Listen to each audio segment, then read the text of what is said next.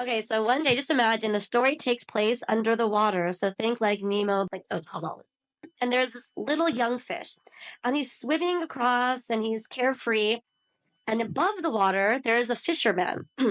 We know fishermen are trying to catch fish.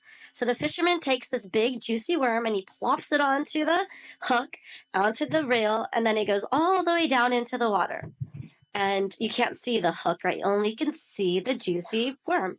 So the little fish, the young fish is swimming by, little teenage fish, and he sees this worm and he's like, wow, that looks like the tastiest worm I've ever seen. Like, how did this come out of the blue, like in front of me? He looks around like, is this for real? And then there's this older fish saying, wait, it's a trap.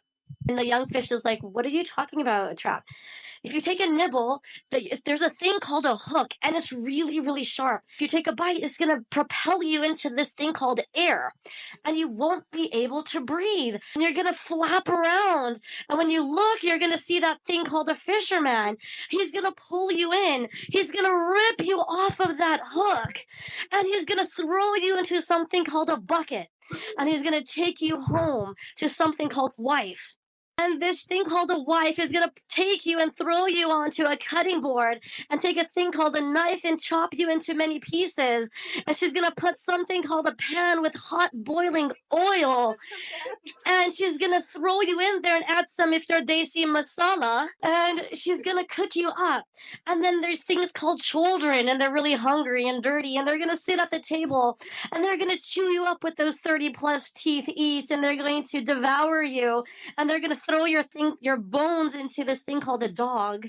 And then by the end of the day, you will end up completely different in a thing called a toilet. The little fish, the young fish, looks at him and says, what are you talking about? I've never heard of this, but you're scaring me. I'm gonna ask my father. He probably knows about these things you're talking about because I've never heard of it. She's like, okay, go ahead, go and ask your father. Just go ask your father. So the young fish goes to his father, and the father's like, is that what the old fish told you? Oh, he's out of his mind. You're young. Enjoy life. Life is short. Tell him I'll believe it if I see it. I see it, I believe it. I've never seen it. I don't believe it. Go ask Professor Fish. He is a professor of all the oceans and seas and lakes in the world.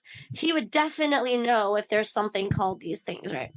He went to Professor Fish, and Professor Fish is like, oh, don't believe that old man. I've studied everything, and I've never heard of this. Just don't believe him.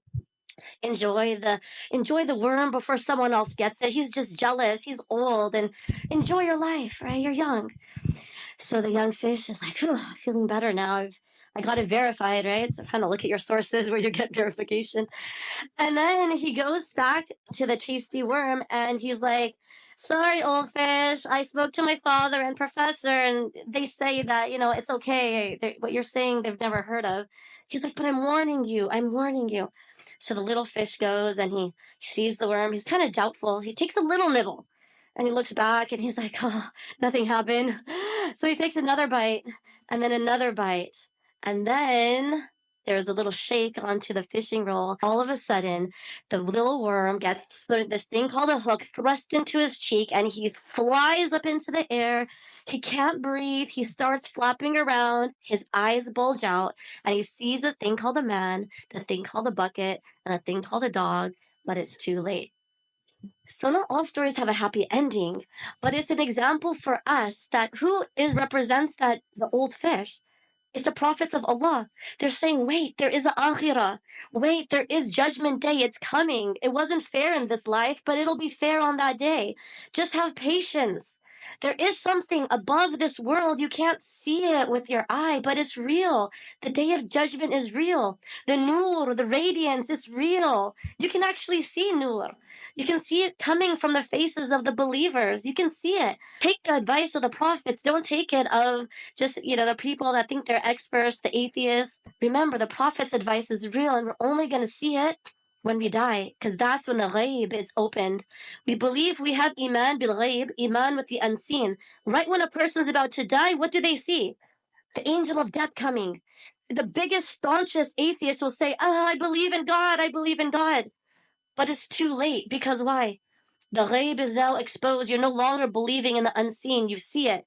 I don't say I'll only believe it when I see it when you believe it, etc. No, our iman is with the ghaibs.